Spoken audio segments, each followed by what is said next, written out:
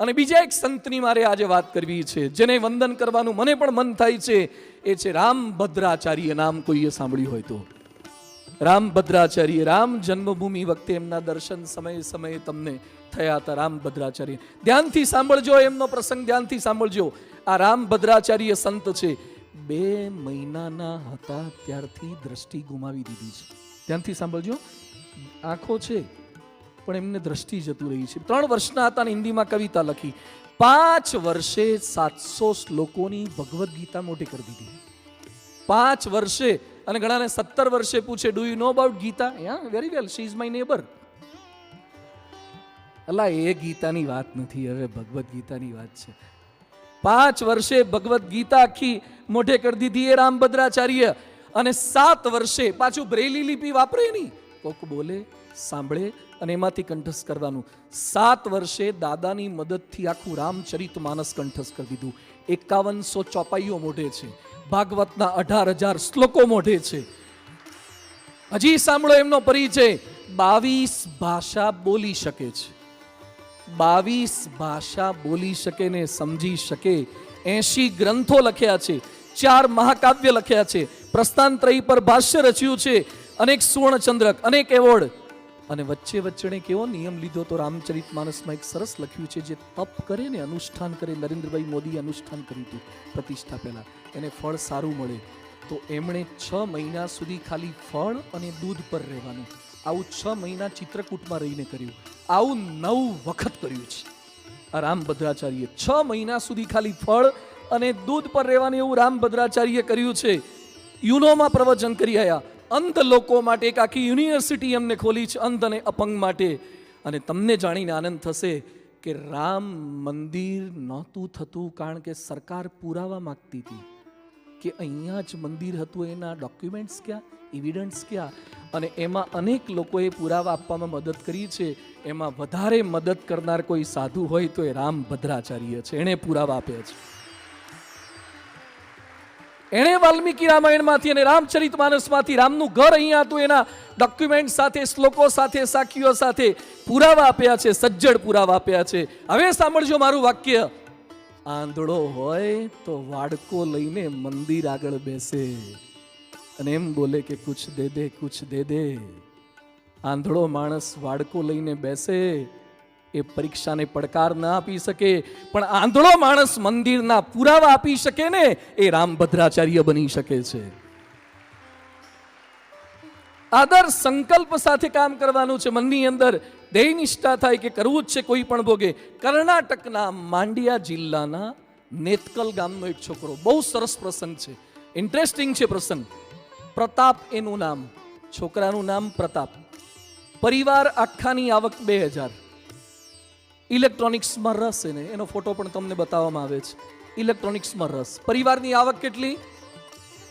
આખા પરિવારની આવક 2000. પરિવારમાં બીજી કોઈ ઇન્કમ નહીં, ઇલેક્ટ્રોનિક્સમાં રસ, પૈસા નહીં. 12 સાયન્સ માંડ માંડ કર્યું, જવું તું એન્જિનિયરિંગમાં પણ ફીસના પૈસા નહીં, એટલે બીએસસી સાયન્સ શરૂ કર્યું. ત્યાં બીજા સત્રની ફીના પૈસા નહીં, એટલે પાછું એ છોડી દેવું પડ્યું. કોલેજ છોડવી પડી. જાહેર શૌચાલયમાં કપડાં ધોવે, કારણ કે હોસ્ટેલમાં રહેતો તો ત્યાંથી કાઢી મૂક્યું. જાહેર શૌચાલયમાં કપડાં ધોવે, ફૂટપાથ પર રહે. પણ એ છોકરાએ યુટ્યુબ પર વિડીયો જોઈ જોઈને ડ્રોન બનાવવાનું શીખ્યો કે ડ્રોન કઈ રીતે બને. આપણને ડ્રોન ઉડતું ગમે, ડ્રોન આપણા ફોટા લેતા આમ આમ કરે, બધા આમ આમ કરે. પણ એને ડ્રોન બનાવવાનું યુટ્યુબ પર શીખ્યો. 80 વખત નિષ્ફળ ગયો. 80 વખત નિષ્ફળ ગયો, કારણ કે તરત ડ્રોન થોડું બને, સારામાં સારું ડ્રોન બનાવવું એટલે. પણ એ પ્રયત્ન કરતો જ ગયો.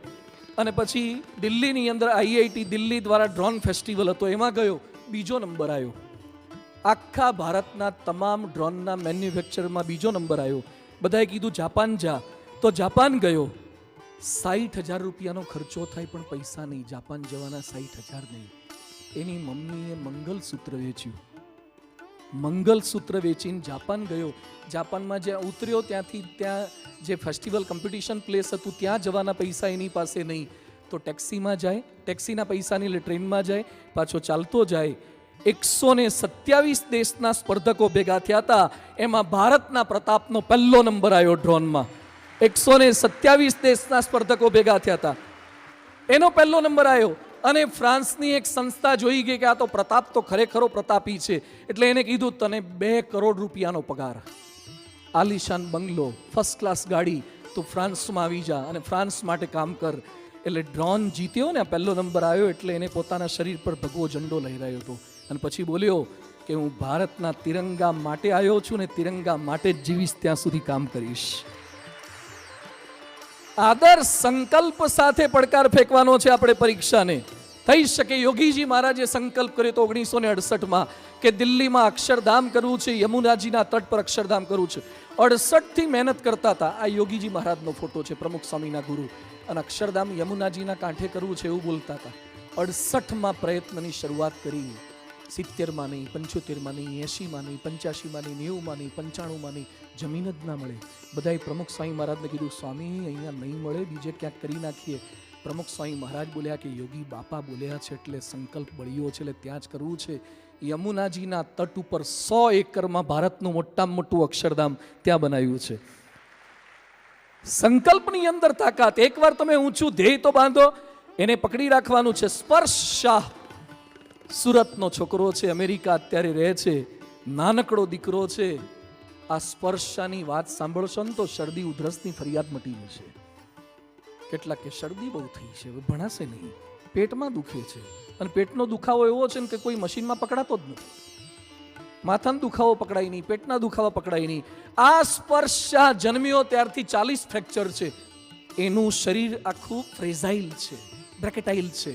સેજ અડેન તૂટી જાય. એને હાથ મિલાવવા જાઓ તો હાથમાં ફ્રેક્ચર થઈ જાય, એને ભેટવા જાઓ તો પહાડામાં ફ્રેક્ચર થઈ જાય, એને સ્કૂલ બેગ ઉંચકવા જાય તો કાંડામાં ફ્રેક્ચર થઈ જાય. એને વ્હીલચેરમાં જ બેસાડીને નવડાવવા ધોવડાવવાનું બધું વ્હીલચેરમાં જ, ઊંચો જ ના કરાય. 15 વર્ષનો આ છોકરો છે. 15 વર્ષમાં એના શરીરમાં 100 ફ્રેક્ચર થયા છે. 100 ફ્રેક્ચર. બહુ જ સારો ગાયક છે, બહુ જ સારો મોટિવેશનલ સ્પીકર છે. અરે ગૂગલમાં પ્રવચન કરી આવ્યો, મોટી મોટી યુનિવર્સિટીમાં પ્રવચન કરી આવ્યો. 15 વર્ષનો આપણો સુરતનો ભારતીય છોકરો. 100 જેટલા તો સ્ટેજ પ્રોગ્રામ આપ્યા.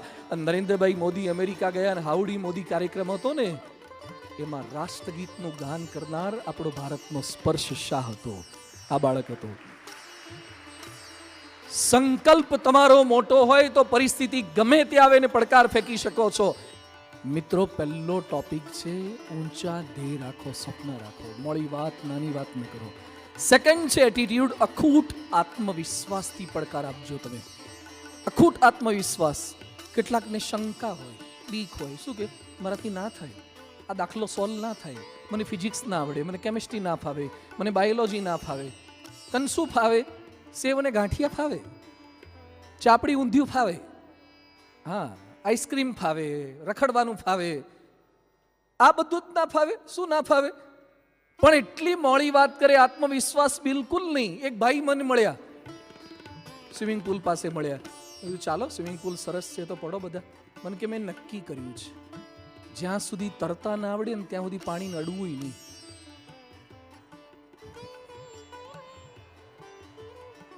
કે તરતા ના આવડે ને ત્યાં સુધી જોખમ લેવાય જ નહીં. તમે તેલમાં તરવાનું, તેલમાં હવામાં તરવાનું, ટેપ પંખા પર સોફા પર બેસીને આમ કરવાનું. તો પાણી પડવું પડે, થોડું પાણી પીવું પડે, ગુલાટિયા ખાવા પડે, નાકમાં ભરાઈ જાય, કાનમાં ભરાઈ જાય, આમ ઠપકાર ઠપકાર કરવું પડે. આ બધું થાય. It's a part of training. આત્મવિશ્વાસ ગુમાવી બેઠા છે.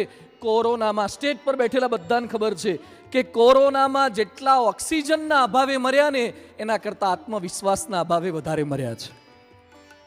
વિશ્વાસના અભાવે મરી ગયા. હવે દરેકના ઘરે ચોરી થાય છે. શું તૂટવાથી થાય? બોલો એક સાથે બોલો, શું તૂટવાથી થાય? તોય આપણે ઘરેથી બહાર જઈએ ત્યારે શું મારીને આવીએ છીએ?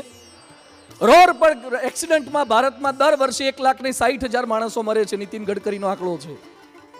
1,60,000 માણસો એક્સિડન્ટમાં મરે છે. તો એ નવી નવી ગાડીઓ આપણે છોડાઈએ છીએ કે આપણને વિશ્વાસ છે કે આપણી ગાડીમાં શું નહીં થાય? એક્સિડન્ટ નહીં થાય, આપણું તાળું નહીં તૂટે. અને જેટલા લગ્ન થાય છે એમાંથી ઢગલા બંધ છૂટાછેડા થાય છે. તો એ તમે બધા શું કરવાના? કેમ કરવાના? કેમ કરવાના? કારણ કે તમને શું છે? વિશ્વાસ છે કે આપણે તો વાંધો સામેવાળાના આવશે. વાંધો સામેવાળાના આવશે. તો વિશ્વાસ સાથે, આત્મવિશ્વાસ, જિંદગીની એક ક્ષણ એવી લાવો કે જેમાં વિશ્વાસ વગર ચાલે. રામાયણનો પ્રસંગ આપણે જાણીએ છીએ ને, રામાયણ જોઈ તમે, એમાં સીતાજી ત્યાં લંકામાં હતા. હવે સંપાતિ ગીધે જોઈને કહી દીધું કે ત્યાં અશોક વાટિકામાં બેઠા છે. એટલે જામવાને બધાને ભેગા કર્યા અને એક વાનરને પૂછે કે ભાઈ આ 100 યોજનનો દરિયો ઓળંગીને ત્યાં સમાચાર આપવા જવાનું. પેલો ગજ કે મારા 10 યોજન લખો. નહીં લખણી કરતા હોય ને, 10 રૂપિયા લખો ને 20 રૂપિયા લખો. પેલો ગવાઈ કે મારા 20 યોજન લખો. અંગદને કીધું તારા, કે 100 યોજન કૂદી જઈશ પણ રિટર્નનું નક્કી નહીં, કે ત્યાં કે રિસેપ્શન પાર્ટીમાં થોડો મોકલવાનું છે. સમાચાર આપીને પાછા આવે. હનુમાનજી નીચે બેઠા હતા, એકદમ હંતાઈને બેઠા હતા. જેમ આપણને સ્કૂલમાં સર પૂછે ને જવાબ ન આવડતો હોય તો નીચે જોઈને કેવું એક્ટિંગ કરીએ, આમ કોકની પીઠ પાછળ હંતાઈ જઈએ. આમ હનુમાનજી ચૂપ બેઠા હતા. એટલે જાંબવને પૂછ્યું, હનુમાન કિમ ન જલપસી કિમ તૃષ્ણિમ બભુવર, વાય આર યુ સાયલેન્ટ, કેમ ચૂપ બેઠા છો? હનુમાન કે સોરી, નેક્સ્ટ પાસ. નહીં આપણને ગરમ બટાટું આવે ને બાજુ પાસ પાસ. હનુમાન તારે આ દરિયો ઓળંગવાનો છે. કે જવા દો ને યાર, હોયોજન મારાથી ના થાય, આ તકલીફ થઈ જાય. હું ના કૂદી શકું, હું તો ઝાડથી ઝાડ સુધી કૂદી શકું, ડાળીથી ડાળી સુધી કૂદી શકું, દરિયો થોડો કૂદાય. અને એ સમય રામચરિત માનસમાં ગોસ્વામી તુલસીદાસજીએ લખ્યું છે, રામ કાજ લગી તવ અવતારા, સુનત હી ભયવું પર્વત આકારા. એને ખબર પડી ગઈ કે મારો જન્મ શેના માટે થયો છે, ને પર્વત આકારના હનુમાનજી થઈ ગયા. આજે બધા જ મનમાં 3 વાક્યો દ્રઢ કરીને જજો. Who am I? બોલો મારી સાથે, who am I? Whose am I? Why am I? હું કોણ છું? હું કોનો છું? હું શા માટે છું?